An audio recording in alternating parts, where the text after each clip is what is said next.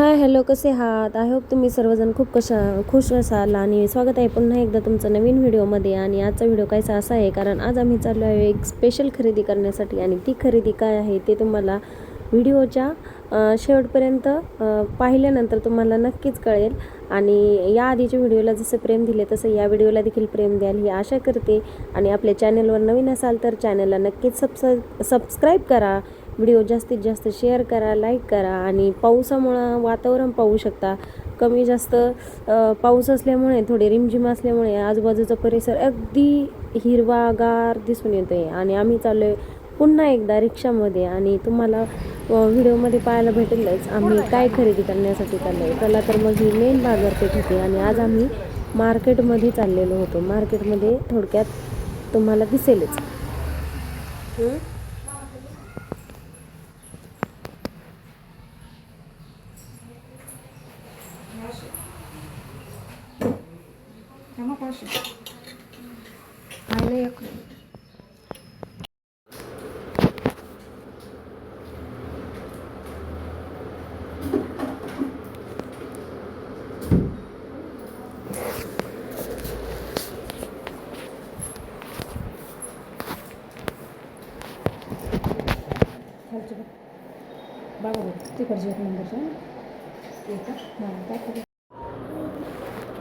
आम्हाला घ्यायचे होते सोन्याचे मणी. आणि ते मणी आम्हाला घेतल्याच्या नंतर ते एका म्हणजे व्यवस्थित आम्हाला गाठून घ्यायचे होते. तर त्यासाठी आम्ही मणी वगैरे गाठून घेतले.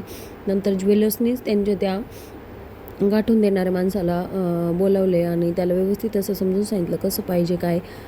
त्यानंतर मग आम्ही त्याच्या दुकानजवळ गेलो आणि इतक्या हळूवार पद्धतीने तो त्यांना छिद्र वगैरे पाडत होता. आणि त्यातच इतका वेळ जात होता, काय सांगू. आता बसून बसून बोर व्हायला लागलं होतं, पण ऑप्शन नव्हता. कारण ते एका म्हणजे ते व्यवस्थित करून घ्यायचं पण ते तितकंच महत्त्वाचं होतं. त्यासाठी आम्ही तिथे बसलो होतो आणि वेट करत होतो कधी होईल काय होईल. आणि त्यातच त्यांचं ते बोलणं वगैरे सगळं असं ऐकून घेत होतो. जसा जसा वेळ जात होता तसं जसं माझ्या मनात एकच विचार येत होता का मी आता बसू काय यांच्या जागेवर आणि ते व्यवस्थित करून देऊ का काय, का मीच नवीन असं शॉप टाकू का काय. तुम्ही म्हणत असाल हे काय असं बोलते, पण खरंच वेळ तितका जात होता. प्रत्येक मण्याला छिद्र पाडायचं होतं आणि ते व्यवस्थित गाठून घ्यायचं होतं. मी टोटल सोन्याच्या दुकानामधून मणी घेतले होते, जवळपास 2 ते 2.5 ग्रॅमचे असतील. आणि ते आम्हाला व्यवस्थित गाठून घ्यायचे होते, त्यासाठी हे चाललं होतं. आणि महत्त्वाचा मुद्दा म्हणजे ते एवढे आत्ताच्या काळानुसार एवढे ज्ञात होते त्याच्यामध्ये. त्यांच्याकडे त्यांच्या शॉपवर बसता बसता त्यांच्याशी बोलणे करून करून घेता त्यांचं ते पुढं तुम्हाला पाहायलाच भेटेल की त्यांचं ते गाठून देण्याचे ते आपण कसं मोबाईलमध्ये डिझाईन वगैरे ठेवतो तसं त्यांच्याकडे ना व्यवस्थित प्रकारे असं सगळं अरेंजमेंट केलेली होती. सगळं त्यांच्या त्या बॉक्समध्ये व्यवस्थित आपल्याला पाहिजे ते ट्रेडिशनल लेटेस्ट असे वेगवेगळ्या प्रकारचे मण्यांचे त्यांचे प्रकार वगैरे होते. आणि ते आम्हाला सांगत होते त्याच. आणि तुम्ही पुढे पाहणार त्यांनी ना ते त्यांचं ते गाठून ठेवलं होतं ना, त्याचा व्यवस्थित असा अल्बम वगैरे बनवून ठेवला होता. तो अल्बम पाहिला आणि तुम्हाला सांगते मला तरी इथं हसूच आवडलं ना. कोण असं अल्बम वगैरे ठेवतं? आज सगळं डिजिटल युगामध्ये सगळं मोबाईलमध्ये लेटेस्ट डिझाईन वगैरे सगळं पाहायला भेटतं. पण त्या काकांनी त्यांचा ते अल्बम बनवून ठेवला होता की जवळजवळ 20-22 वर्षापासून ते हाच व्यवसाय करतात. तर ते बारकाईने त्यांचं ते व्यवस्थित सांगत होते आम्हाला. पहिले डबडे होते किती बनवले तेव्हा स्वस्त भेटले असं. काय 4-5 रुपये भेटते. आता जा बरं बनवायला. आता 5,000 रुपये ती स्टूल 300 रुपयाचं. तो कधी बनवला होता? ते 10-15 वर्ष झाले बघा आता. वरचं बाजारला काही प्लेन केलं काय? काहीच केलं नाही, आहे तसंच आहे ते. शटरचं पत्रा बसवलेलं आहे त्याला. ते दुकान होतं खाली, त्याने बनवून ठेवला होता. 300-400 रुपये दिली त्याला, घेऊन आलो. 3 माणसं सहज बसतात. मग कमी दिवशी काही प्रॉब्लेम नाही झाला.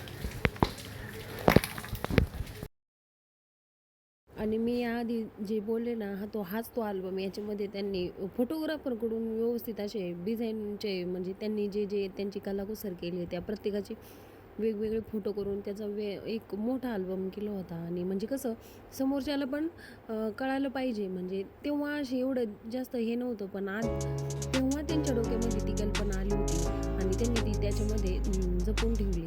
याचंच खरंच खूप आश्चर्य वाटतंय मला.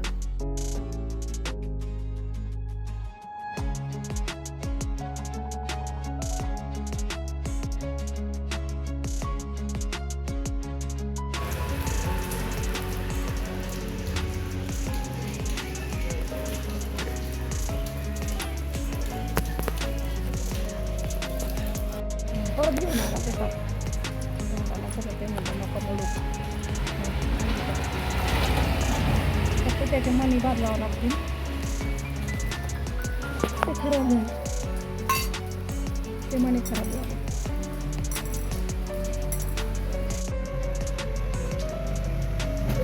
बघा आता.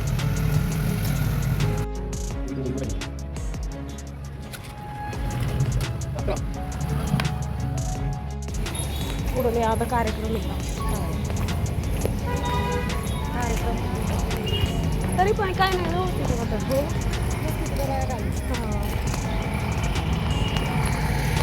बसले बसले चांगलं बच्चन मारलं त्यांनी बरं का आहे ना काय केलं फक्त पण ठीक आहे जाऊ दे धागा चेंज झाला तुटत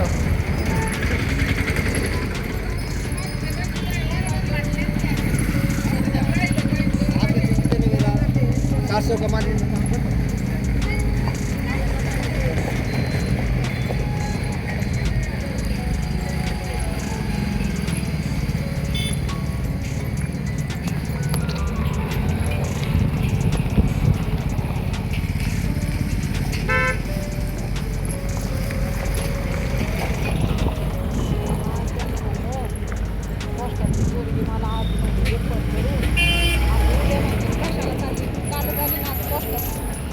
आम्ही गेलो तेव्हा बंद होतं म्हणायचं बसलो म्हणायचं गप्पा मी होते म्हणून सांगितलं जाऊ दे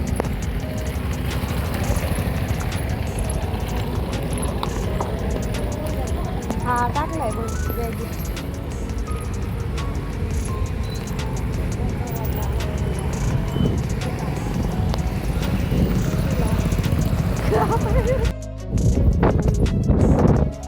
चालल्या काय टिक्याव टिक्याव